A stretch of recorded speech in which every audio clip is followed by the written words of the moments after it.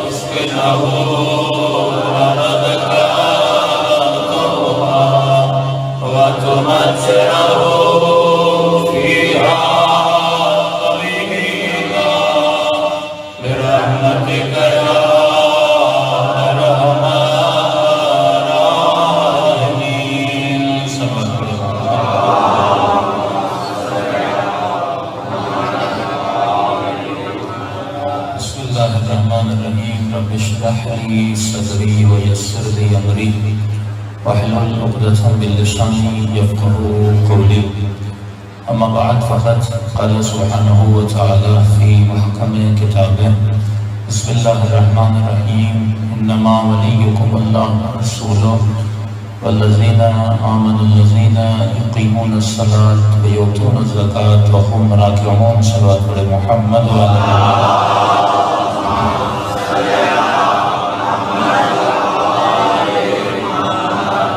دعا ہے پروردگار عالم ہم سب کی عبادتوں کو اپنی بارگاہ میں قبول فرمائیں اور جس مقصد زندگی کے لیے ان مجالس میں جمع ہوئے ان مقاصد میں بھی ہم سب کو کامیابی نصیب فرما دیں۔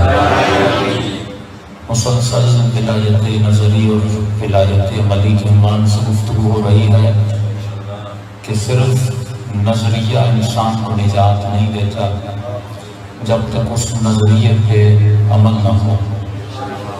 صرف لا الہ الا اللہ کہنے سے کوئی جنتی نہیں بنتا جب تک لا الہ الا اللہ کو سمجھ کر لا الہ الا اللہ پر عمل نہ کرے۔ صرف محمد رسول اللہ کہنے سے کوئی رسول کا ماننے والا نہیں بن جاتا جب تک محمد رسول اللہ کی سنت پر بتائی ہوئی باتوں پر عمل نہ کرے۔ اسی طرح صرف علی ولی اللہ کہنے سے کوئی ولائی نہیں بن جاتا،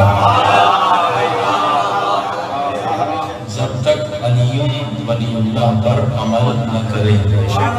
کہ مشہور جملہ آپ نے سنا ہوا ہے، ایک وہ ہے جو علی کو مانتا ہے، ایک وہ ہے جو علی کی مانتا ہے۔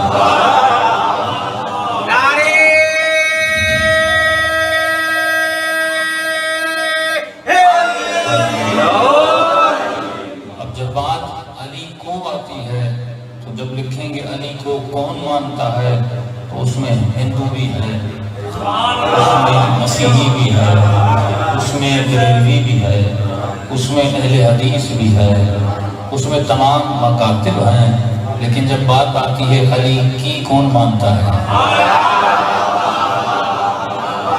تو اس میں یہ کی بڑی عجیب ہے، اردو کی بھی اور انگلش کی بھی، کیونکہ اس کی میں انگلش والی کی بھی ہے اور وہ کی جنت کی ہے۔ تو کئی ایسے مفتی ملیں گے جو مولا علی کے فضائل پڑھتے ہیں، نعتیں پڑھتے ہیں، لیکن جب بات آتی ہے آپ کس کی مانتے ہو تو کہتے ہیں علی چوتھے پر ہے۔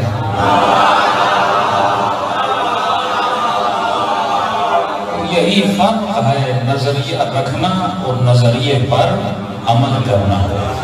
اصل ہے نظریات پہ عمل کرنا، کہ لا الہ الا اللہ کہے مسلمان، لیکن کل میں نے عرض کیا میرے چوتھے امام کیا فرماتے ہیں کہ توحید لا الہ الا اللہ کا نام نہیں ہے، توحید اپنے عقل سے اپنے رب کو تسلیم کرنے کا نام ہے۔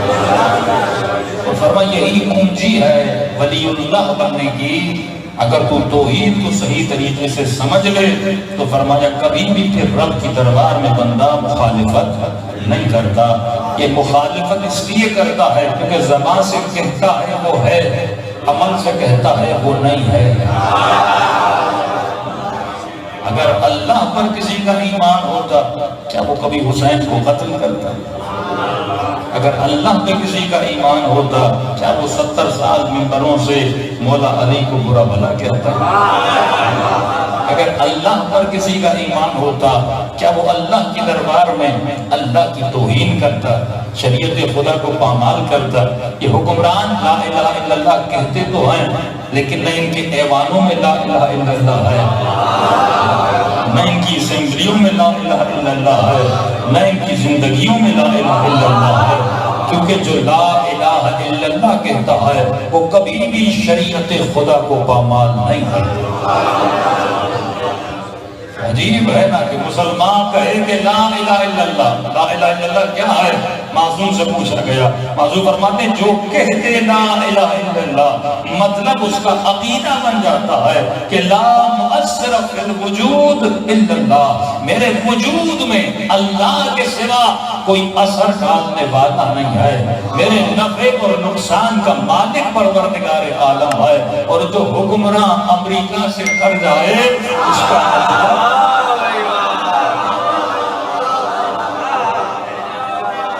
ایسا حکمران ہے کہ بڑی بڑی طاقتوں سے ڈر جاتا ہے اور زبان سے کہتا ہے کہ میں لا الہ الا اللہ سے ڈرتا ہوں، تو زبان سے کچھ کہتا ہے، عمل سے کچھ کہتا ہے، زبان سے لا الہ الا اللہ کہتا ہے اور عمل سے اپنا اللہ دنیا کی بڑی طاقتوں اور طاغوت کو مانتا ہے۔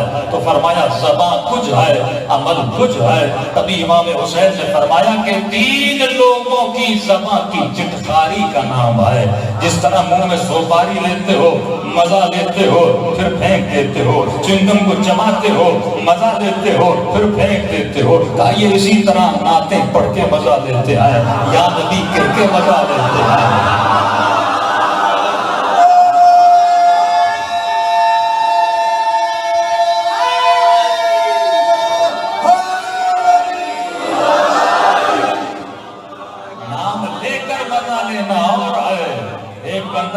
کر کے مزہ لیتا ہے، کوئی نبی نبی کر کے مزہ لیتا ہے، کوئی ہو کر کے مزہ لیتا ہے۔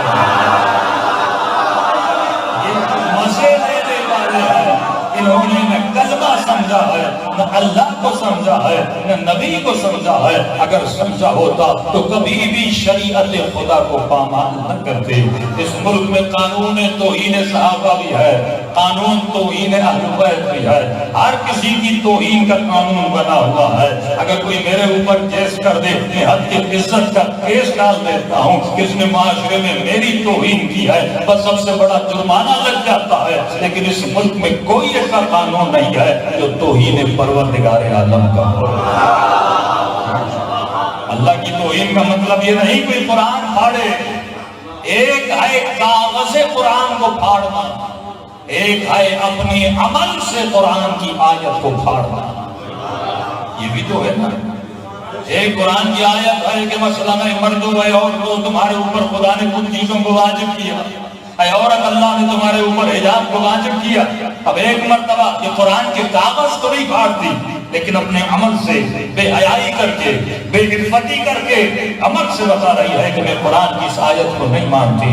تو اس ملک کی نیشنل ٹی وی پر کیا ایسی خواتین نہیں بیٹھتی؟ اس ملک کی اسمبلی میں کیا ایسی خواتین نہیں آتی؟ کوئی اسمبلی جس میں بہت بڑا لکھا ہے کہ لا الہ الا اللہ محمد رسول اللہ, تو بس بات یہی ہے اس نے نظریہ لکھا ہے پر وجود میں نظریے کو اتارا نہیں ہے.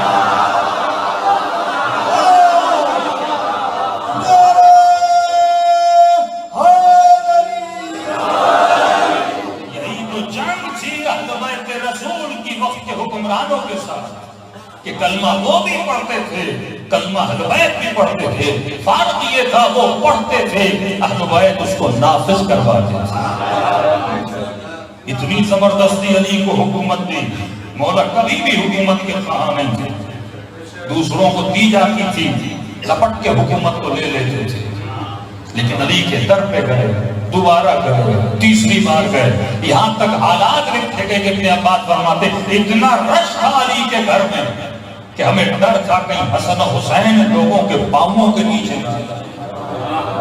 اتنا جم کثیر. اور جب علی نے انکار کیا تو بات تلوار تک آ گئی کہ علی نہیں مانو گے تو ہم تجھے قتل کر دیں گے. اس حد تک لوگوں میں ضرورت پیدا ہوئی کہ اب علی کو حاکم بنانا ہے. اور جب حکومت ملی, مولا انکار کیوں کر رہے تھے؟ کیونکہ مولا دیکھ رہے تھے لوگوں میں کیپیسٹی نہیں ہے کہ علی کی حکومت کو برداشت کر سکے.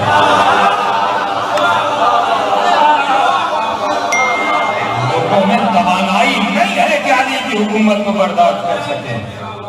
فرمایا عدل علی تم سے برداشت نہیں ہوگا. نہیں علی آؤ ہم برداشت کر لیں گے. فرمایا میں سنت رسول کو احیا کروں گا. جملہ عجیب تھا, سنت رسول کو زندہ کروں گا. اس کا مطلب سنت مردہ ہو چکی تھی. علی سنت کو دوبارہ زندہ کرنا چاہ رہے تھے. اور اس حکومت سے پہلے بھی مولا کو آفر ہوئی تھی, تیسرے خلیفے سے پہلے علی کو آفر ہوئی تھی کہ آپ حکومت پہ آ جائیے. لیکن ایک شرط رکھی تھی جو شرط علی نے نہیں مانی تھی. وہ شرط یہ تھی کہ علی تجھے حکومت تو دیں گے لیکن تم سنت خلفاء پر عمل کرو گے. جو پچھلے 2 خلیفے گزرے ہیں اس کی سنت پر عمل کرو گے. مولا نے فرمایا میں ان کی سنت پہ عمل نہیں کروں گا, میں محمد کی سنت کو نافذ کروں گا.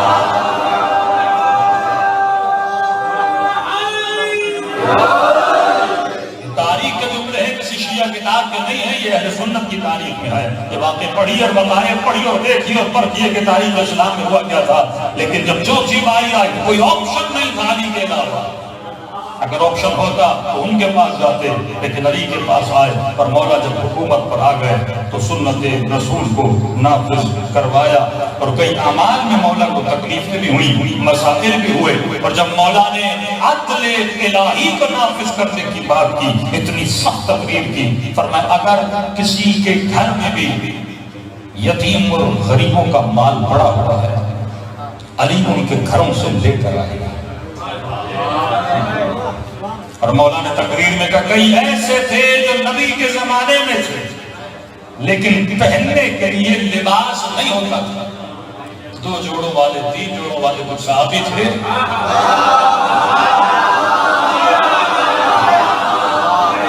مولا کے جملے کی تاریخ کے جملے ایک کتاب لکھی گئی ہے کہ کون سے اصحاب رسول کے زمانے میں اکنومیکلی کیسے تھے, اور 4 یا 3 خلافتوں کے بعد ان کے پاس کتنے کتنا پیسہ ہے؟ امام نے زبیر کو مخاطب کیا، زبیر تیرے پاس پیسے کیا تھا، آج تیرے پاس کیا ہے؟ کہ جب آپ زبیر کی ملکیت دیکھیں گے آپ پریشان ہو جائیں گے۔ مکے میں گھر ہے، مدینے میں گھر ہے، شام میں گھر ہے، مصر میں گھر ہے۔ جب زبیر دنیا سے جاتا ہے تو سونا کی جو پلیٹیں تھیں لوگوں کے ہاتھوں میں ورم پڑ گیا تھا، ان پلیٹوں کو توڑ توڑ کے، اتنا سونا تھا زبیر کے گھر میں، اتنا مال تھا۔ ایسے کئی لوگ تھے۔ جب مولا نے سختیاں کرنا شروع کر دی، جب عدل علی نافذ ہوا تو لوگ علی کے سامنے کھڑے ہو گئے۔ یعنی عجیب منظر ہے کہ جو حکومت بنانے کے لیے علی کو لانے تھے وہی حکومت بنانے کے بعد علی کے سامنے جنگ جمل بنا دیتے ہیں۔ اسلام کی جنگ نہیں ہے، مفادات کی جنگ ہے۔ تو یاد رکھنا، کلمہ پڑھنا آسان ہے لیکن کلمے پہ عمل کرنا بڑا مشکل ہے۔ لا الہ الا اللہ کہنا آسان ہے لیکن لا الہ الا اللہ پر عمل کرنا مشکل ہے۔ تبھی فرمایا کہ اکثریت جہنم میں جائے گی اور اقلیت ہے جو جنت میں جائے گی، کیونکہ اکثریت شیطان کے دھوکے میں آ جاتی ہے لیکن دو بچیں گے۔ رسول خدا کا وعدہ لن تضلوا بعدی ابدا، نفی ابد ہے، کبھی بھی میرے بعد گمراہ نہیں ہوگے اگر دو چیزوں کے دامن کو تھامے رکھو گے۔ ایک زندگی میں اپنا منشور قرآن کو بنا، دوسرا اپنی زندگی میں عمل اہل بیت کے کردار کو بنا۔ کبھی بھی تجھے ناکامی نہیں ملے گی، جنت کا راستہ ملے گا۔ تو میرے عزیز، ایک ہے لا الہ الا اللہ نظریہ، محمد رسول اللہ نظریہ، علی ولی اللہ نظریہ۔ اب یہ تینوں اقوام نظریے والی ملیں گی، شیعہ میں بھی نظریے والے ملیں گے، اہل سنت میں نظریے والے ملیں گے، مسیحیوں میں نظریہ رکھنے والے ملیں گے، لیکن اس نظریے پہ عمل کرنے والے بہت کم ملیں گے۔ یعنی جس نے لا الہ الا اللہ کہا ہو اور لا الہ الا اللہ کو سمجھا ہو۔ کل میں نے دلیل دی تھی،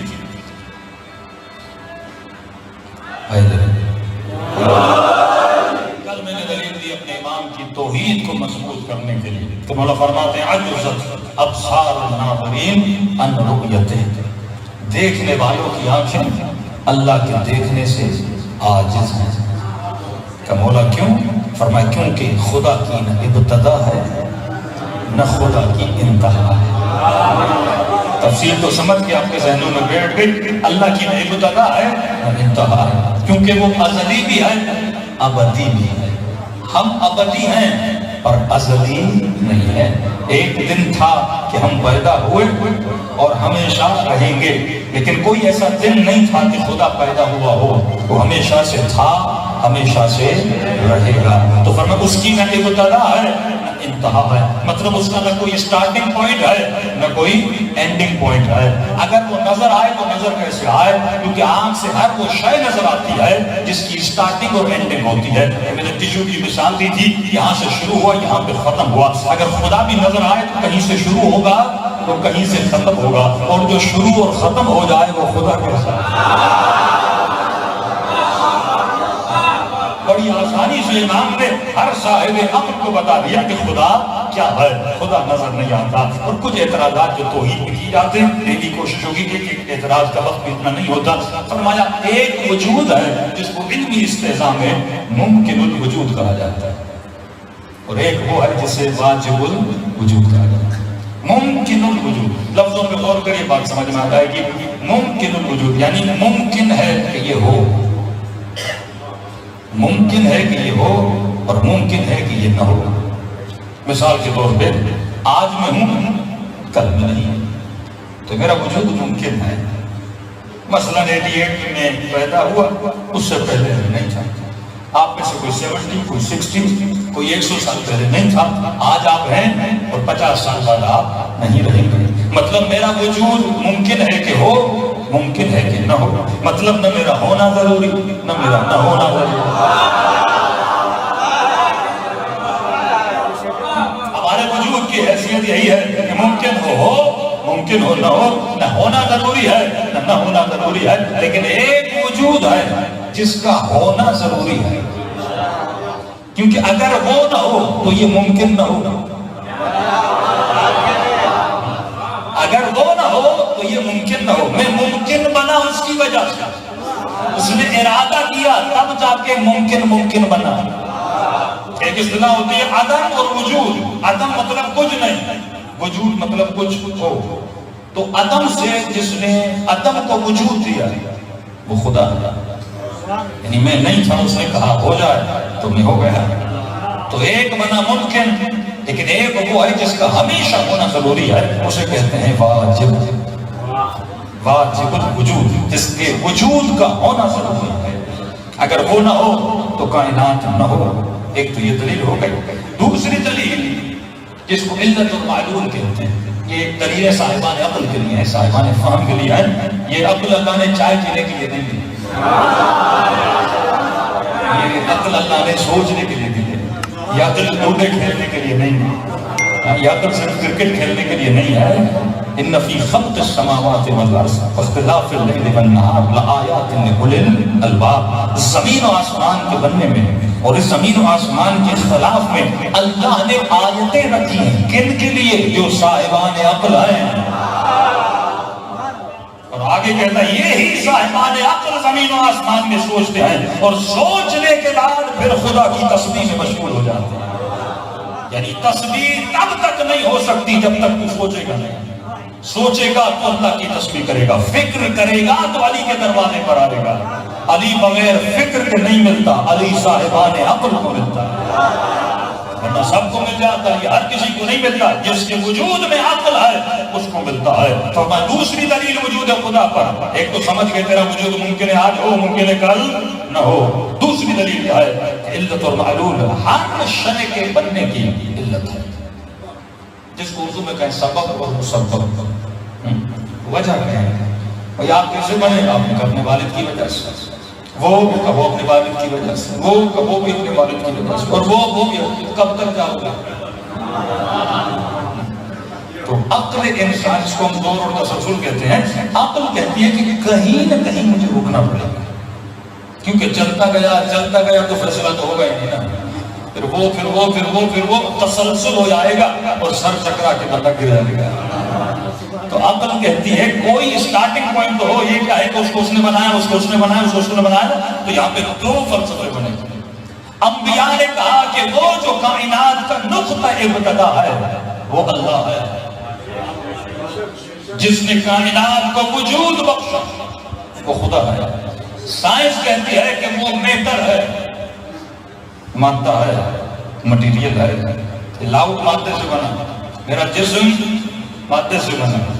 پھل کھایا، پودا کھایا، خون بنا، نطفہ بنا، علقہ بنا، مضغہ بنا، جسم بن گیا.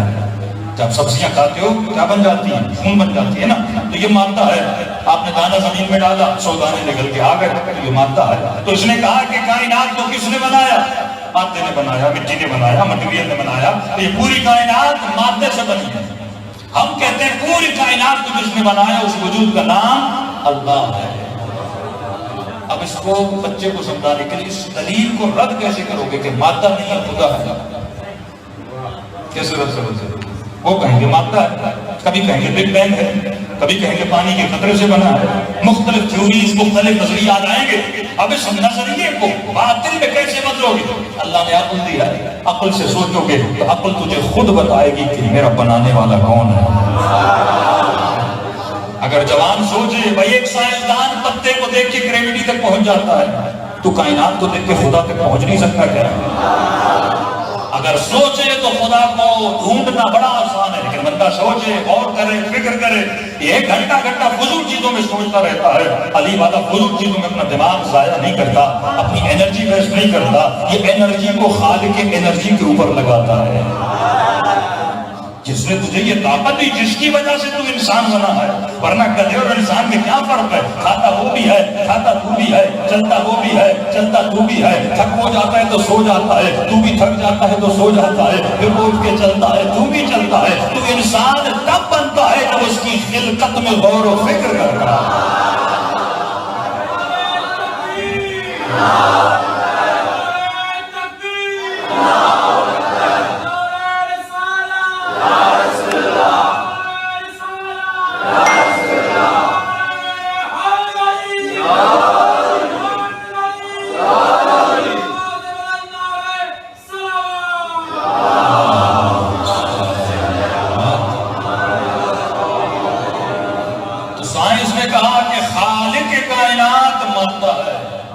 مٹیریل ہے، کس مادے نے کائنات کو بنایا.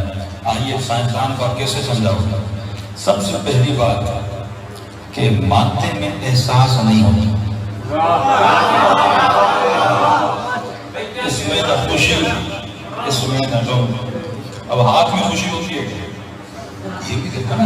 امام فرماتے ہیں جس نے خود کو پہچانا اس نے خدا کو پہچانا.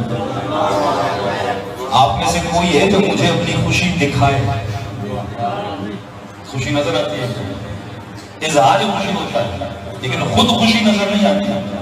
آپ میں سے کوئی ہے جو اپنا غم مجھے دکھائے یا بتائے کہ غم کہاں ہے، خوشی کہاں ہے؟ یہاں ہے، یہاں ہے، یہاں ہے. ایک کہاں؟ خوشی کا تعلق روح سے ہے. نہ روح نظر آتی ہے نہ اس کا متعلق نظر آتا ہے. جس چیز کا تعلق روح سے وہ بھی نظر نہیں آتا خوشی میں. تو مادے میں نہ خوشی نہ غم نہ ایموشن نہ احساس، مادے میں کچھ بھی نہیں ہوتا اس کا تعلق. دوسرا، مادے میں علم نہیں ہے. ایک ٹشو بھی بنانا ہو تو اس کے لیے علم چاہیے. ایک موبائل بھی بنانا ہو اس کے لیے علم چاہیے. ایک کھڑکی بنانی ہو اس کے لیے نالج چاہیے. ایک کمپیوٹر بنانا ہے اس کے لیے علم چاہیے. بغیر علم کے کوئی چیز بن نہیں سکتی. تو یہ کیسے ممکن ہے جس میں علم نہیں وہ خالق علم بن جائے؟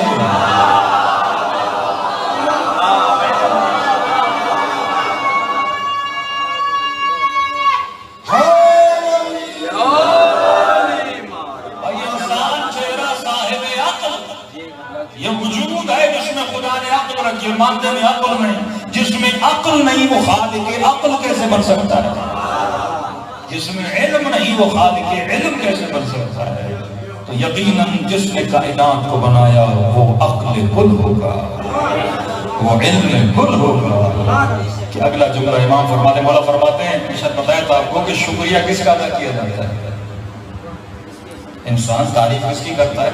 دوسری مجلس میں آپ کو بتایا کہ تعریف اصل میں اس کی ہوتی ہے جس کا ہنر اس کا ابدا. میں نے شعر لکھا، میرا ہنر ہے، تو آپ اس کی تعریف کرو گے. مصور نے تصویر بنائی تو آپ مصور کی تعریف کرو گے، تصویر کی نہیں. تصویر کو دیکھو گے کہاں پہنچو گے؟ مصور تک پہنچو گے. کیونکہ تصویر بنی، اس میں تصویر کا کمال نہیں مصور کا کمال ہے. تصویر کو جس نے رنگ دیا، رنگ کے بعد سے نقش دیا، نقش کے بعد اپنی کریٹیوٹی کے ساتھ ایک خوبصورت تصویر بنائی. یہ کمال کس کا؟ اس کا ہاتھ کا ہے. یہ بھی بڑی بحث ہے سبق اور مصور سمجھیں. تصویر کو کس نے بنایا؟ آپ کو یہ ہاتھ میں. کوئی کہے گا نہیں ہاتھ میں نہیں، بازو میں. کوئی کہے گا بازو میں نہیں، جسم نے. کوئی کہے گا جسم نے نہیں، فکر نے. کوئی کہے گا فکر نے نہیں، روح نے. پھر کہے گا روح نے نہیں، خدا نے. کبھی مولا فرماتے ہیں مسبب الاسباب کائنات کا ہوتا ہے، اگر وہ نہ چاہے تو بول نہ پائے. یہ ایک لفظ جو آپ کے منہ سے نکلتا ہے نا، فرمایا ہزاروں سسٹم ملتے ہیں تب جا کے منہ سے ایک لفظ بنتا ہے. اگر وہ نہ بنائے تو کچھ بھی نہ ہو. تو اگر انسان سوچے تو اللہ تک پہنچے. اور جو رب، امام حسین جب کربلا پہنچے نا، مولا کا خطبہ ہے، کہتا ہے خدا جسے تو مل گیا اسے سب کچھ مل گیا، اور جسے سب کچھ مل گیا اسے کیا چاہیے؟ فرماتے غنی مطلق ہے پروردگار عالم. دنیا کا کوئی بھی بندہ ہوگا اس کی غنا ہے، غنا مطلب اس کی امیری اس کی ذاتی ہے. پھر کوئی بات ذاتی کی جاتی ہے. بھائی ایک بندہ امیر ہے، کیسے امیر ہے؟ پیسے ہوں تو امیر ہے، پیسے نہ ہوں تو فقیر ہے. مطلب اس کی امیری کا کنیکشن پیسے سے ہے، اس کی ذات سے نہیں ہے. اکاؤنٹ میں کروڑ تو امیر، حکومت سارے اکاؤنٹ سیز کر دے تو فقیر.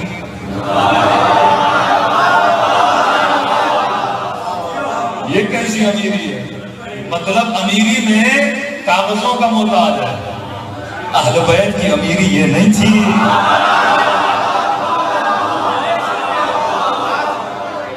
کوئی ذاتی امیر ہے، ذاتاً امیر بن.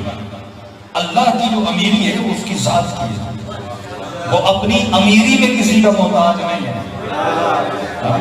کوئی بندہ بڑا حسین ہو، اپنے حسن پہ ناز کرے، میرے بال ایسے، میری آنکھیں ایسی، میرا چہرہ ایسا، بھائی تو نے بنایا۔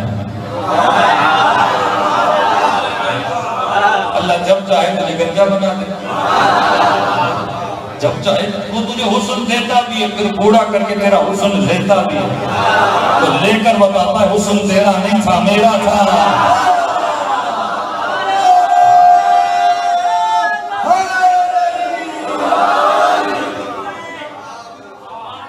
مسبب الاسباب وہ ہے، وہ کیوں دیتا ہے؟ لیکن امام فرماتے ہیں جوانی جو ہے نا، شباب جو ہے بڑا خطرناک ہے۔ جوانی میں بندے میں غرور آتا ہے، اب سمجھتا سب کچھ میرا ہے۔ خاتون حسین ہے، اپنے حسن کے جلد سمجھتی ہے میرا ہے۔ جوان حسین ہے، طاقت ہوتی ہے نا جوانی میں، تھوڑا سا غرور آتا ہے بندے میں، سب کچھ میرا ہے۔ لیکن دھیرے دھیرے پھر خدا اسے بوڑھا کرتا ہے۔ اگر یہ غور کرے، اسے احساس دلاتا ہے تیرا کچھ بھی نہیں ہے، تجھے امانت کے طور پہ دیا تھا کہ دیکھوں تو میرے حسن کو استعمال کیسے کرتا۔ حسین تو بھی ہے، لیکن حسین حسین کا اکبر بھی تھا، لیکن اکبر نے اپنا حسن کہاں پہ استعمال کیا؟ عجیب ہے روایت کے جو مجھے یاد نہیں ہے، لیکن جتنے لفظ میرے ذہن میں آ رہے ہیں، اور میں قیامت کے دن لوگوں کو اٹھایا جائے گا، کوئی کہے گا کہ اللہ کہے گا تو نے گناہ کیوں کیا کہ خدا پیسہ بہت تھا تو نہ دیتا۔ اب عجیب بندہ، اللہ نہ دے تو مسئلہ، دے تو اللہ تو غلط، اللہ تو نہ دیتا۔ اس نے نہیں کیا کیونکہ فقیر تھا، میرے پاس تھا۔ 80% لوگ گناہ کرتے ہیں پیسے کی وجہ سے، پیسہ احتیاج بنتے ہیں کیونکہ محل مصرف کا پتہ نہیں ہے۔ اب ظاہر ہے گھر میں چیز ہے، آپ کو استعمال کرنی ہے، تو اسی لیے خدا نے طریقے استعمال بھی بتایا۔ اب بندے کو طریقہ پتہ نہ ہو تو غلط چیزوں کو استعمال کرے گا نا۔ تو اگر خدا پیسہ دیتا ہے تو مصرف بھی بتاتا ہے کہ تجھے اس چیز کو یوز کہاں پہ کرنا ہے۔ اب بندے کا ربط اگر امام سے نہ ہو تو اپنی مرضی سے استعمال کرے گا، لیکن اگر ربط اس کا امیر المومنین سے ہو تو استعمال وہی کرے گا جہاں علی نے کہا ہے۔ اصل مصرف کا مسئلہ ہے۔ بندے کے پاس 24 گھنٹے ہیں، مزدور ہے، مزدور کے پاس ٹائم نہیں ہوتا۔ صبح 7 بجے نکلا بیچارہ، صبح سے شام تک مزدوری، تھکا ہوا ٹوٹا ہوا گھر آتا ہے، کھانا کھا کے پھر سو جاتا ہے، مطلب اس کا ٹائم ہے بڑا بزی۔ اب ایک بندے کے پاس پیسہ ہے، اس کا ٹائم ہے زیادہ، وہ کیا کرے؟ مزدوری پہ تو جانا نہیں، اب کام تو کرنا نہیں۔ 4-5 کروڑ بینک میں رکھوا لیے، سود آ رہا ہے، بندہ کھا رہا ہے۔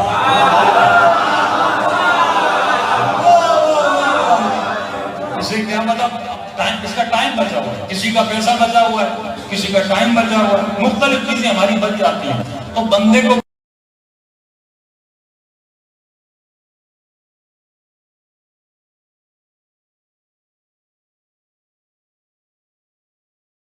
نہیں، اسے یوز کہاں کرنا ہے؟ انرجی جب زیادہ ہو جائے تو اس کو یوز کرنا ہے نا۔ ایک ملک کے جس پر بجلی نہیں، دوسرا ملک کے بعد اتنی ہے وہ دوسروں کو دے رہا ہے۔ تو یہ عقل مندی ہوتی ہے کہ مجھے چیزوں کو کہاں پر استعمال کرنا ہے، اس کا یوزیج کیا ہے۔ اب عقل ہو تو بندہ کئی چیزیں بناتا ہے۔ اب سورج اتنی روشنی دے رہا تھا، کسی کو عقل انرجی لے کر لائٹ بنائی، اس زمانے کے عقل مند نے علی سے انرجی لے کے خود کو سلمان بنا دیا۔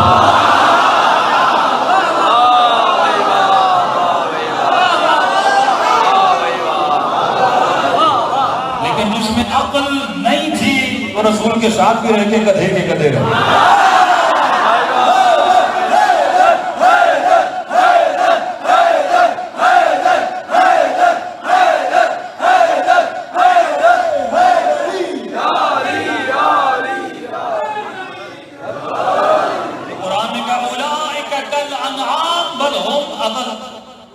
حبیب یہ تیرے ساتھ رہ رہے ہیں لیکن یہ گدھے سے بدتر ہے۔ پورا سورہ منافقون اتار دیا. یہ کیسے لوگ ہیں نبی کے ساتھ رہیں, نبی کو دیکھیں, لیکن مصطفیٰ سے کچھ بھی نہ سیکھیں. وہ ہمارے مسلمانوں کا حال بھی یہی ہے نا. سورج روز اتنی گرمی پڑتی ہے ہمارے یہاں, ہمیں عقل نہیں آئی گھر 4 پلیٹ بنا دے, چائنیز کو عقل آتی. یہ عقل ہے, کون کہاں یوز کر رہا ہے. ہماری عقلیں مرغوں کو لڑانے میں, یہ ہماری عقلیں ہیں کہ نئی چرس مارکیٹ میں کون سی آئی ہے, نیا نشہ کون سا ہے. ہماری پوری عقل اس میں لگی ہوئی ہے کہ بھنگ کو جنت کی بوٹی بنانا ہے. کام ہی نہیں, نشیوں کو کام ہے. مسلمان کی عقل اسی میں لگ رہی ہے کہ مسلمان کو مسلمان کے ساتھ کیسے لڑانا ہے, اسے قاتل بنانا ہے, اسے کافر بنانا ہے, اسے مشرک بنانا ہے, اسے بدعتی بنانا ہے. یہ لعنت ہے ایسی عقلوں پر جو فکر و شعور نہ لے. بھائی کم از کم وہ کسی کو لڑا نہیں رہے تو انسانیت کا فائدہ تو کر رہا ہے نا, میرے سے فائدہ کر رہا ہے نا. یہ فائدہ تو تمہیں کرنا تھا نا دنیا کا. وہ بت پرست ہو کے تمہارے ملک میں تجھے انرجی دے رہا ہے. ٹیکنالوجی ہے نا, کسی نے لائٹ بنائی, انسانیت کا فائدہ ہے نا. کسی نے پلیٹ بنائی, انسانیت کا فائدہ ہے نا. کسی نے ایسی بنائی, انسانیت کا فائدہ ہے نا. تو کیا کر رہا ہے, مسلمان کیا کر رہا ہے؟ کیونکہ مسلمان میں عقل نہیں ہے. اب جب پیسہ زیادہ, اسے پتہ نہیں یوز کہاں کرنا ہے. بندے کے پاس جب پیسہ زیادہ وقت بچ جاتا ہے, مزدور ہوگا تو وقت کو استعمال کرے گا. اب صبح سے شام تک کیا کرنا ہے, تو شیطان اس کے وقت کو گناہوں میں یوز کرواتا ہے. وقت زیادہ ہے تو ٹی وی دیکھ, وقت زیادہ ہے کھیل دیکھ, وقت زیادہ ہے عیاشی کے لیے نکل جا, وقت زیادہ ہے گندی دوستیوں میں پڑ جا. جب وقت زیادہ ہو جاتا ہے تو بندے کو پتہ نہیں لگتا. یہ وقت کی مینجمنٹ کون بتائے گا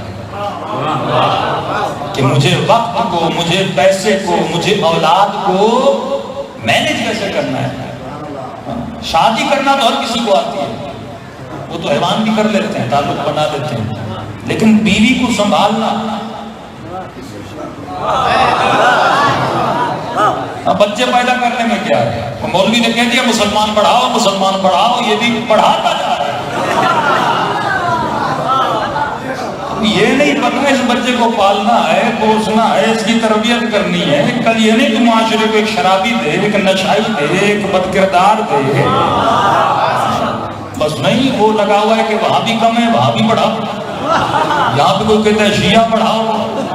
کوئی بندے خدا پڑھا تو رہے ہو لیکن تربیت بھی کر رہے ہو, نہیں کر رہے. ایک بناؤ لیکن سلمان بناؤ. اور اگر توانائی ہے, طاقت ہے, تربیت کر سکتے ہو تو 10 سلمان ہونا. تو یہ کہ شیعہ میکسیمم پہ سوچتا, منیمم پہ نہیں سوچتا. مسلمان میکسیمم پہ سوچتا, منیمم پہ نہیں سوچتا. تو یہ کون بتائے گا؟ یہ انسان اگر اپنی عقل سے سوچے, اس کو بتائے مجھے کس چیز کو کہاں پر کتنا استعمال کرنا ہے. اور یہ کہاں سے فکر ملتی ہے؟ جب انسان سوچے گا. تو اگر توحید میں سوچے تو بندہ فرش سے عرش تک چلا جاتا ہے.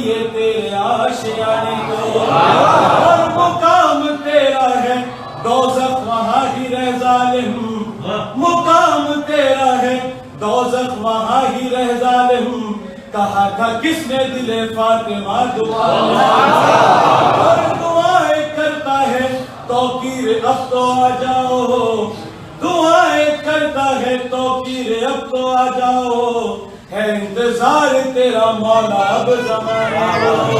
نعرہ تکبیر, نعرہ تکبیر, نعرہ رسالت.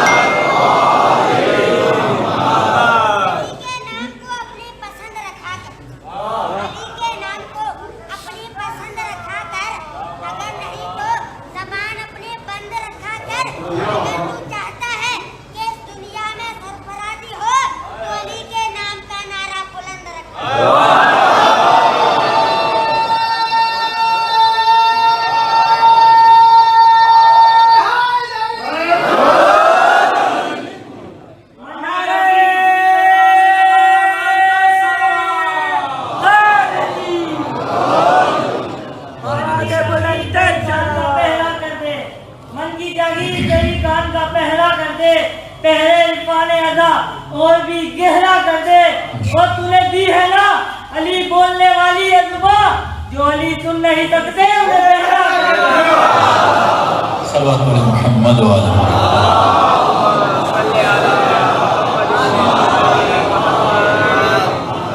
تو عرض کیا کہ صرف نظریہ رکھنے سے کچھ نہیں ہوتا جب تک اس نظریے پہ سوچا نہ جائے، فکر نہ کی جائے۔ کامیابی فکر سے، وہ دنیا ہو وہ آخرت ہو، بندہ اگر سوچتا ہے تو اس کی دنیا بھی آباد ہے، اس کی آخرت بھی آباد ہے۔ ایک عادت بتا دوں کہ دنیا میں تقریباً 500 کامیاب لوگوں پر ریسرچ ہوئی کہ یہ لوگ کامیاب کیسے بنے، ان کی خوبیاں کیا تھیں، اور وہ لوگ جو ناکام بنے ان کی ناکامی کی وجہ کیا تھی۔ تو 500 لوگوں میں ایک چیز کامن تھی، اور وہی چیز ہے جس کو امیر المومنین بتاتے ہیں کہ مولا سے پوچھا کہ مولا ولایت کے میدان میں قدم رکھنے کے لیے کون سی چیز ضروری ہے؟ اس کی چند چیزیں میں نے اس دن بتائیں کہ ایک لباس پاک ہو، بدن پاک ہو، علی والا ہمیشہ وضو کے ساتھ مجلس میں آتا ہے، اہل بیت کا چاہنے والا کبھی بے وضو نہیں ہوتا، دائم الوضو ہوتا ہے۔ اگر کل مجلس میں آئیں تو ہر مؤمن باوضو ہو کر، کیونکہ اگر طہارت لینی ہے اہل بیت سے تو پہلے طاہر بننا پڑے گا۔ کل میں نے بتایا نا، میں نے کہا تار ہر شیعہ کے پاس ہے، لیکن گھر میں ایسی تب لگتا ہے کہ جب آپ سے تعلق ہو، ایسی ویسے نہیں لگتا۔ جب تک والدہ کے ساتھ تعلق نہ ہو، گھر میں ایسی خرید لو، پنکھے لگا لو، ٹھیک ٹھاک لائٹیں لگا لو، گھر تو سج جائے گا، لیکن اس گھر میں لائٹ کب آئے گی؟ جب پاور ہاؤس سے تھوڑی لائٹ ملے۔ تو اسی طرح عزا ہے، مجلس ہے، علی ولی اللہ ہے، لا الہ الا اللہ ہے، محمد رسول اللہ، علی ولی اللہ ہے، لیکن جب تک کنیکشن نہیں رہے گا نا، تب تک یہ ساری چیزیں تجھے فائدہ نہیں دے سکتی۔ اور اس پاور ہاؤس کا نام ہے باب مدینۃ العلم، اہل بیت کا دروازہ، اور تب تک کنیکشن نہیں ہو سکتا جب تک بندہ طاہر نہ ہو۔ ابتدائی چیز انسان کا لباس پاک ہونا چاہیے، دوسرا جو لباس پہنے وہ لباس سے شہوت نہ ہو، ایسا لباس جس میں نامحرم کے لیے اٹریکشن ہو۔ خاتون ایسے کپڑے ہرگز نہ پہنے جن کپڑوں میں کسی نامحرم کے لیے اٹریکشن ہو۔ یہ باوضو ہو کر آئے گی، حسین کی مجلس میں آئے گی، سر پہ دوپٹہ پہن کر آئے گی، لیکن اگر ایسا لباس پہننا ہے جو تنگ لباس ہے، جو ٹائٹ لباس ہے، جو باریک کپڑا ہے، اگر یہ پہن کر آتی ہے تو چلتے پھرتے اس پر اللہ اور رسول کی لعنت ہے۔ کیوں؟ کیونکہ یہ گناہ کی ایڈورٹائزمنٹ کر رہی ہے، یہ گناہ کو خود پھیلا رہی ہے۔ کس کے ذریعے سے؟ اپنے کپڑوں کے ذریعے سے۔ بھائی آپ کو پتا ہو کہ ایک غریب ہے جس نے گوشت نہیں کھایا، آپ اس کے سامنے گوشت گناہ ہے۔ غریبوں کے محلے سے گزرو اور اپنے گھر میں بڑی شادی کی دعوت کرو، اور پتا بھی ہو کہ میرے ہمسائے میں اتنے گھر ہیں ان کو کسی کھانا کوئی نہیں دیتا، اور اپنے گھر کے باہر بیٹھ کے باربیکیو بناؤ، نگاہ حسرت پڑتی ہے، نظر لگتی ہے، بیماریاں گھروں میں آتی ہیں۔ تمہیں حق نہیں ایک بھوکے کے سامنے کیا رکھو؟ کھانا بناؤ۔ ابھی ہم امام حسین کا جب نیاز کرتے ہیں تو شرط نہیں لگاتے صرف شیعہ کھائیں،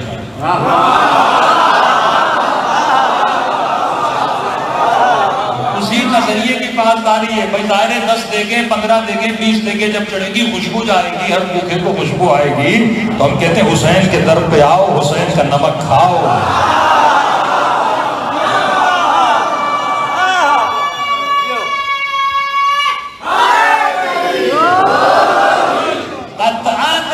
ایسی مجلس نہ کرنا کہ مولانا مجلس کیا ہے لیکن لمیٹڈ لوگوں کو دعوت دی ہے، یہ مجلس نہیں ہے۔ کیا مطلب تم نے لمیٹڈ لوگوں کو دعوت دی ہے؟ پھر اس مجلس میں نیاز کرو تو چھپا کے کرو تاکہ کسی کو پتا بھی نہ لگے۔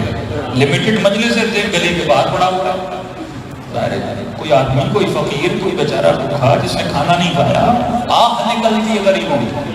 یہاں تک فرمایا اگر دکان سے گوشت خریدو اس کو کاغذ میں، کپڑے میں، تھیلی میں، اسی میں لپٹو تاکہ کسی کی نگاہ نہ پڑے۔ گھر سے، دکان سے لے کر گھر تک جاؤ گے، کتنے غریبوں کی نگاہ پڑے گی؟ کئی ایسے ہمیں کیا پتا بھائی کس نے گوشت کھایا کسی نے نہیں کھایا. تو یہ اہل بیت کا وطیرہ تھا. نگاہیں پڑتی ہیں فرمایا یہ مکتب وہ ہے. اب بالکل اسی طرح ایک خاتون اگر بد حجاب ہو کر لباس شہوت پہن کے روڈ پہ چل رہی ہے، کیا کسی خاتون کو نہیں پتا کہ اللہ نے عورت میں مرد کے لیے اٹریکشن رکھی ہے؟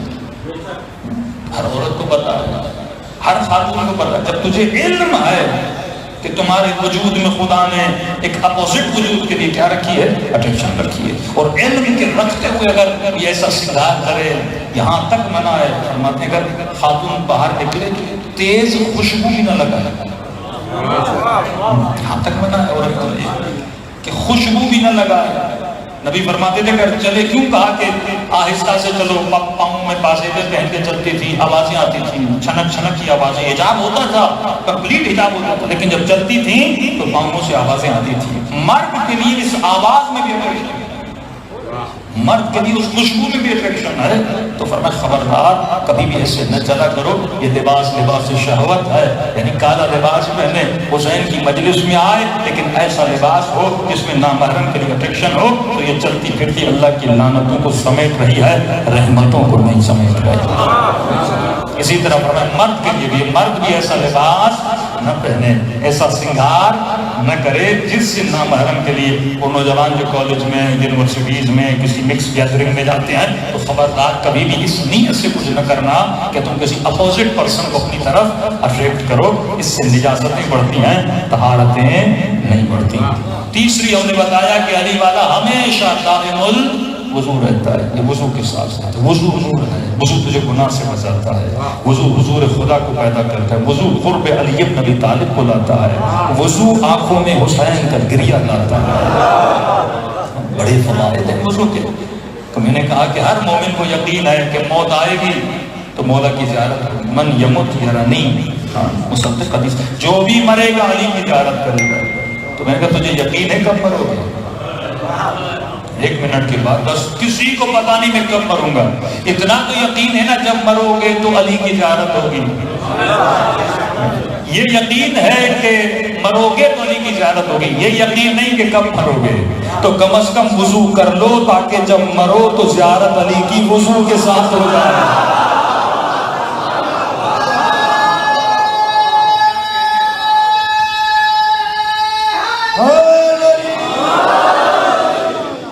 علی کی زیارت وضو کے ساتھ ہو جائے. کبھی فرمایا مومن گناہ سے ڈرتا ہے.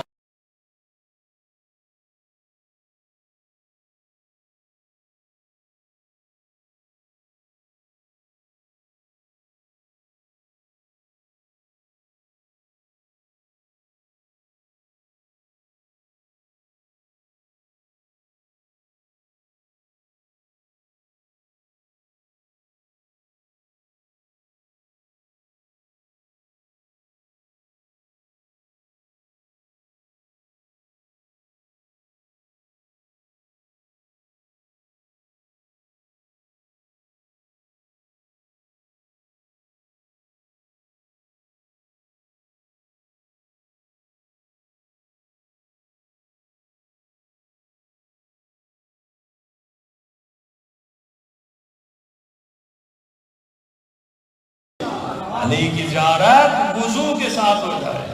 کبھی فرمایا مومن گناہ سے ڈرتا ہے.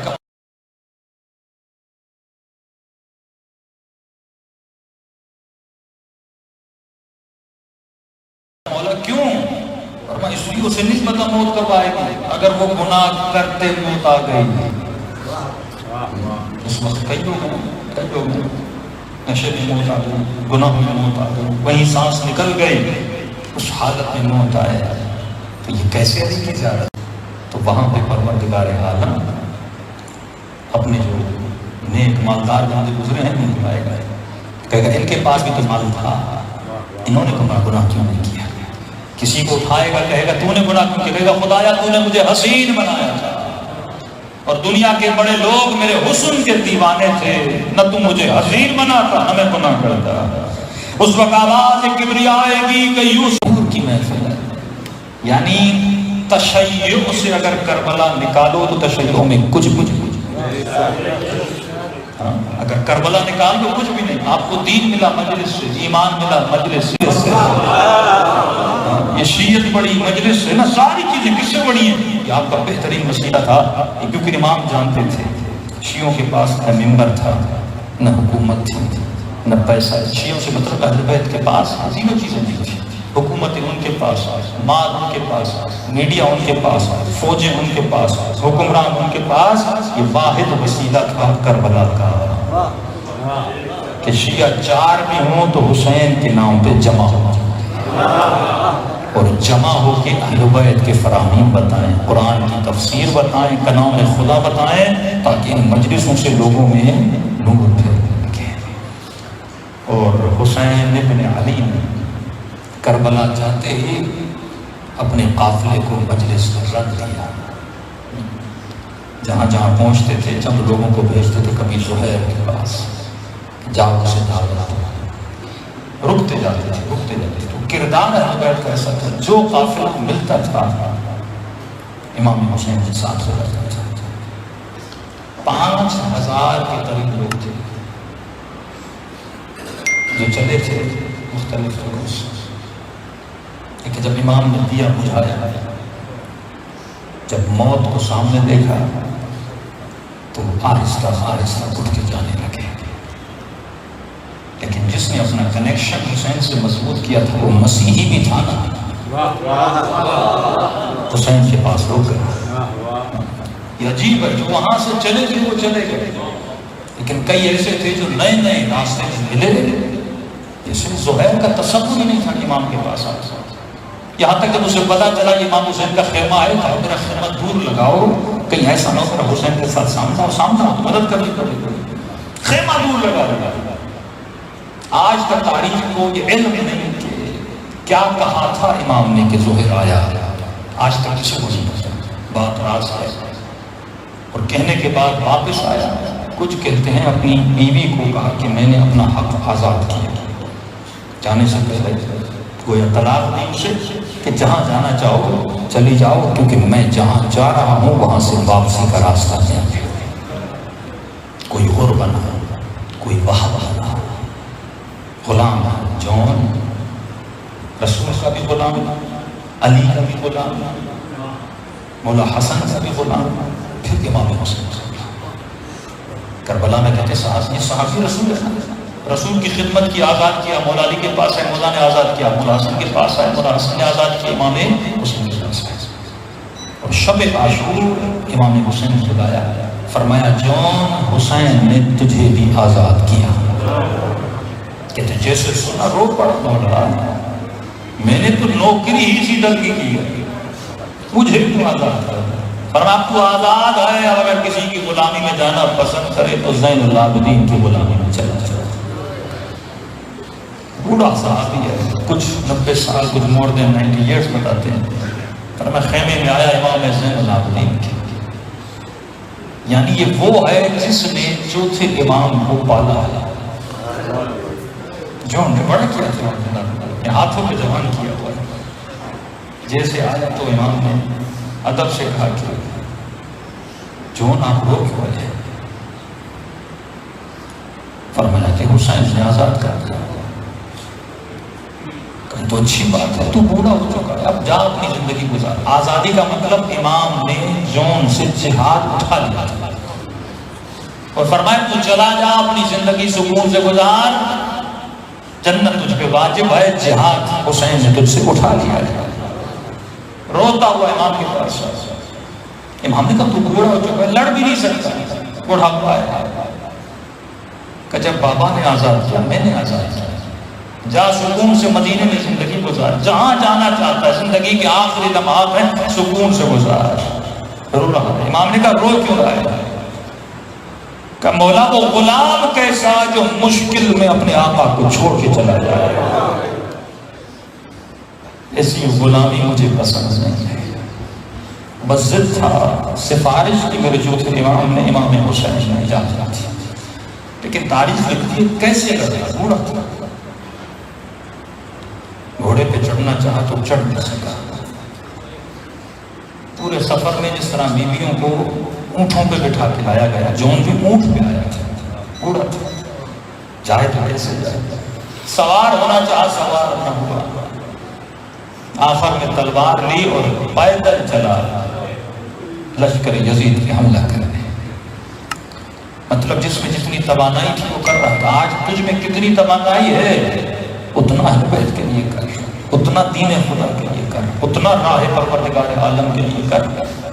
کہتے جب اس نے حملہ کیا اور رجس پڑھ کے کہا کہ آؤ حسین کے غلام سے لڑو،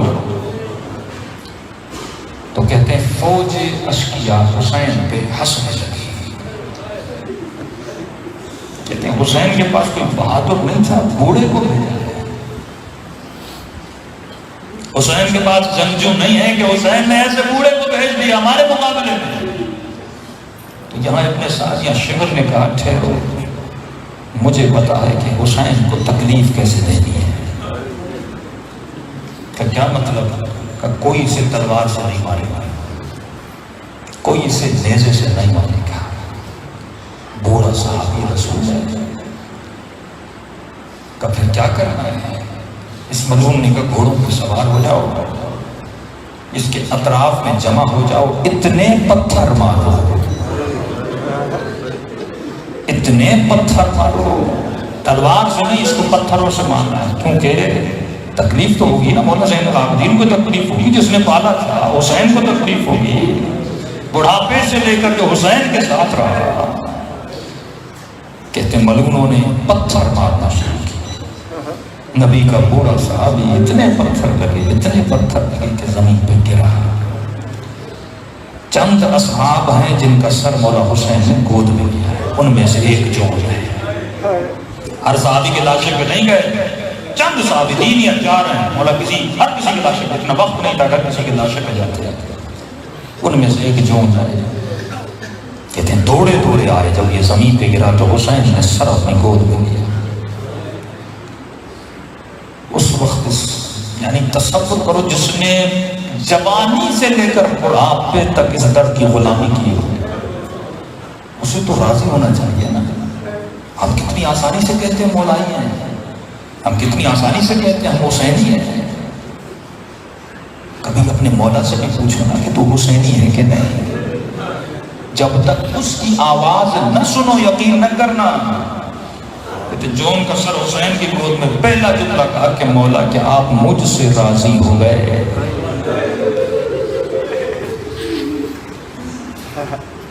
دو دعائیں کی ماں، کہا کہ جون میں بھی تجھ سے راضی، میری اماں زہرا بھی تجھ سے راضی۔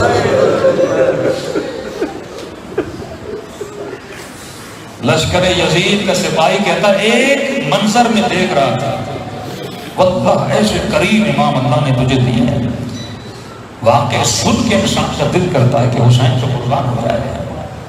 کہتا ہے عجیب منظر تھا، میں نے حسین کو ہر لاشے پہ آتے ہوئے دیکھا، لیکن یہ لاشا بڑا عجیب تھا۔ کہتے حسین سر گود میں لیتے تھے، یہ سر نیچے رکھ لیتے تھے، حسین سر گود میں لیتے تھے، یہ سر نیچے رکھ لیتا تھا۔ کچھ نے کہا کہ امام کو کہہ رہا تھا مولا کہاں میرا خون، کہاں آپ کا خون، مولا بھی تو زخمی تھے نا۔ کہتے ایک مرتبہ جب میں نے دیکھا کہ جون نے انکار کیا سر کو گود میں رکھنے سے، نہیں رکھ رہا تھا، مولا میں غلام ہوں، آقا کی گود میں سر رکھوں تو کیسے رکھوں؟ عرب کہتے تھے یہ رنگ کا کالا ہے، اس کے بدن سے بدبو آتی ہے۔ کہتے مولا یہ مجھے کالا بول رہا ہے، مجھے بولتے اس کے بدن سے بدبو آتی ہے، اور میں اپنا سر زہرا کے لال کی گود میں رکھوں۔ تو لشکر یزید والا کہتا ہے میں نے اپنی آنکھوں سے دیکھا، جب اس نے اصرار کر کے سر کو خاک کے کربلا پہ رکھا نا، تو حسین نے اپنا سر جھکانا شروع کیا، اتنا جھکایا کہ حسین کی ریش مبارک جون کے رخسار پہ آ گئی، اور حسین نے کہا کہ جون، حسین دعا کرتا ہے کہ تیرے بدن سے جو خوشبو آئے گی کسی کے بدن سے نہیں، اور قیامت کے دن یہ جو تجھے بول رہے ہیں نا، تیرے چہرے سے جو نور نکلے گا، اہل محشر حشرت پائیں گے۔ اور واقعہ تاریخ کربلا نے لکھا کہ جب لاشوں کو اٹھایا جا رہا تھا تو پورے کربلا کے میدان میں عجیب خوشبو مہک رہی تھی، جب غور کیا تو یہ خوشبو حسین کے غلام کے بدن سے بنے تھی۔ تو یہ تیرے آقا ہیں جو محبت کرو تو محبت کا جواب اس محبت سے دیتے ہیں۔ لیکن بس یہی ہے کہ خود کو حسین کے قریب کرو، عمل سے، کردار سے، گفتار سے، رفتار سے۔ اذکرونی اذکرکم، جتنا یاد کرو گے اتنا ہم بھی تجھے یاد کریں گے۔ دلوں کو کربلا لے کر چلیں اور سلام کریں اپنے آقا کی غربت میں۔ السلام علی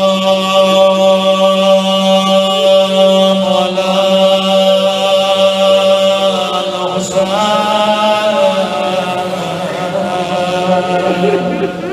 وعلی علی ابن الحسین وعلی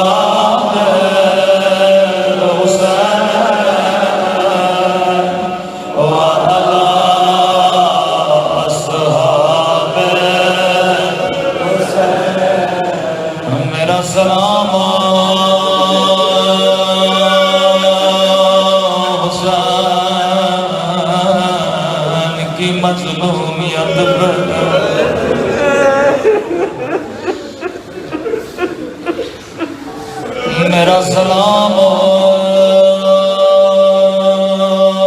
کٹی ہوئی گردن حسین پر، میرا سلام پھٹے ہوئے کرتے پر۔ امام زمانہ فرماتے مومن ہر روز نماز عصر کے بعد خدا مجھے میرے دادا حسین کا کرتا دکھاتا ہے۔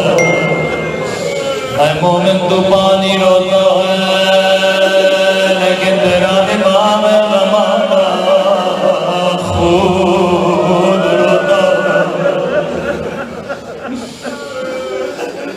جب بھی مجلس کریں اپنے مولا کو ضرور دعوت دیا کر۔ مولا یہاں کے گنہگار ہیں، آپ کو دیکھ نہیں پا رہے، لیکن آپ کو واسطہ عباس کی زخمی آنکھوں کا۔ مولا پر دعائیں قبول نہیں ہوتی، یقیناً یہ ہاتھ بڑے گنہگار،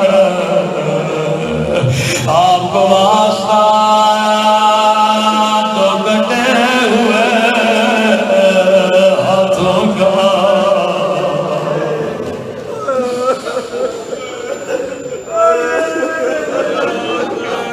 اللہ کسی کو یہ تو کٹے ہوئے ہاتھ نہ دکھائے۔ بڑا ناسا بی بی زینب کو عباس، مسلم کے بچے کوفے کی گلیوں میں تھے، فریادیں کر کے کہہ رہے تھے کوئی امام عباس کو بلو۔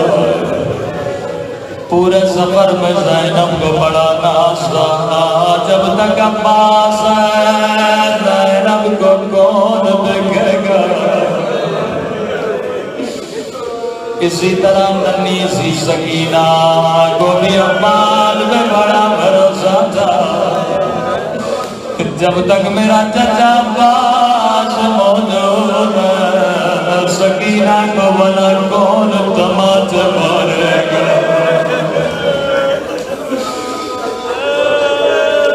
ایک ایک شہید چلتا گیا، بیویوں کی امیدیں ٹوٹ گئی، یہاں تک کہ عصر عاشور کا وقت آیا، اب کوئی نہ رہا، نہ عباس رہا، نہ قمر رہا، نہ قاسم رہا، نہ حبیب رہا۔ روایت کے جملے آئے، امام حسین واجب نماز مسجد میں پڑھتے تھے، مستحب نماز گھر میں پڑھتے تھے۔ کیوں پڑھتے تھے؟ کسی نے کہا مولا مستحب بھی تو مسجد میں پڑھتے، فرماتے تھے نہیں، گھر میں سکینہ میرا انتظار کرتی، بابا کے آنے سے پہلے یہ بچی دو مصلے بچھایا کرتی تھی، ایک مصلی اپنے لیے، ایک اپنے بابا کے لیے۔ یہ عادت ڈال دو حسینیوں کی عادت ہو، خود بھی نمازی ہو، بچوں کو بھی نمازی بنا رکھو۔ پہلی محرم سے 10 محرم تک بچی بابا کے ساتھ بیٹھ جاتی تھی، بابا کے ساتھ نماز پڑھتی تھی، لیکن قیامت کا منظر آیا جب عصر عاشور کا وقت ہوا، نماز عصر کا وقت قریب آیا، بچی نے توڑے توڑے دو مصلے بچھائے، ایک مصلی اپنے لیے، دوسرا اپنے غریب الوطن بابا کے لیے۔ لیکن بابا آتے تو کیسے آتے؟ سکینہ کو کون بتائے؟ سکینہ پہ بابا نہیں آئے گا۔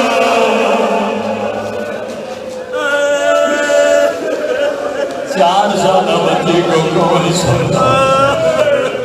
ننے سے ہاتھوں کو اٹھایا، دعا کرنے لگی، اے خدا میرے بابا کو پلٹا دے، میرے بابا کی خیر ہو، اے خدا میرا اکبر بھی گیا، میرا چچا عباس بھی گیا۔ بڑی سخت روایت ہے، امام زمانہ اگر مجلس میں موجود ہے مجھے معاف کریے گا۔ راوی کہتا ہے بچی کو کسی کے چلنے کی آواز آئے، توڑی توڑی مسلح سے اٹھے، شاید میرا بابا آیا، لیکن سنو گے بچی نے کیا دیکھا؟ او شمر ہے ہاتھ میں تازیانہ لیے ہوئے،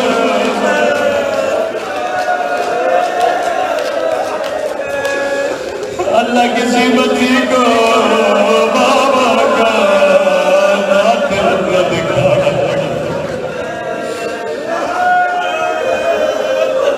4 سال کی بھلا عمر ہوتی، چھوٹی سی بچی، معصومہ سی بچی، جب شمر نے دیکھا خوشی خوشی بچی دوڑے دوڑے آئی، خیمے سے باہر آئی، لیکن شمر کو دیکھ کے پریشان ہو گئی۔ ملعون نے پوچھا سکینہ کس کا انتظار کر رہی ہو؟ بچی نے کہا بڑی دیر سے میرا بابا نہیں آیا۔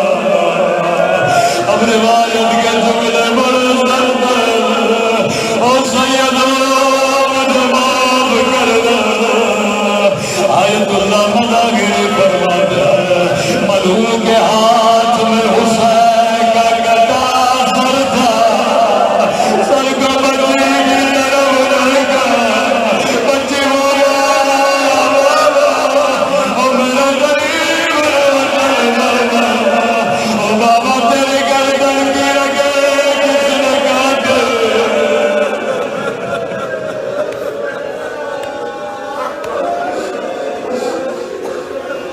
بچی نے بابا کا سر گود بجھا. اب یہ میرا تصور ہے، روایت کے جملے نہیں، شاید بچی نے یہ بن کیا. سر کو گود میں لیا، رو کے کہنے لگے بابا میرا قریب الوطن بابا، او بابا اکبر کی لاش تو نے اٹھائے، اباد کے وعدو تو نے اٹھائے، او لاشوں کو اٹھا اٹھا کر تھک جانے والے، او میرے غریب بابا 4 برس تو نے مجھے اپنے سینے پہ سلایا، او آجا میرے سینے پہ سو جا.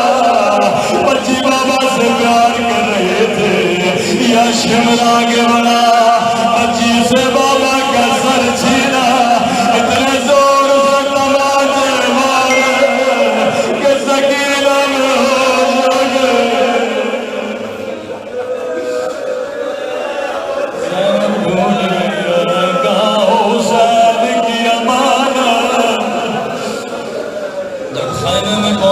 دیکھا بچی زمین پہ پڑی ہے، کان بھی زخمی ہے، رخسار بھی زخمی ہے. مجھے نہیں پتا میں اپنے بچی کو ہوش میں کیسے لایا، شاید اتنا روئی آنسو سکینہ کے چہرے پہ گرے، ننھی سی بچی کی آنکھیں کھلی. کبھی بھی مومنوں مجھے بتاؤ بچی نے پھوپھی سے پہلا سوال کیا کیا ہوگا؟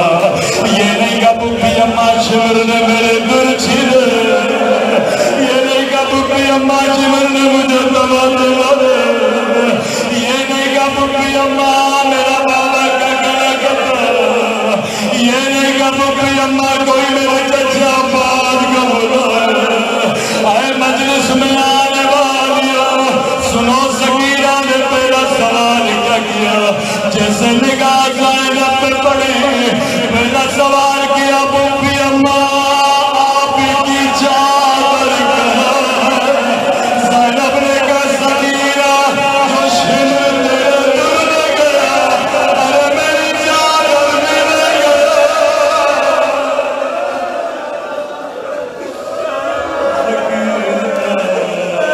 جو شمر میرے دل میں گیا، میری چادر بھی دیکھ. اللہ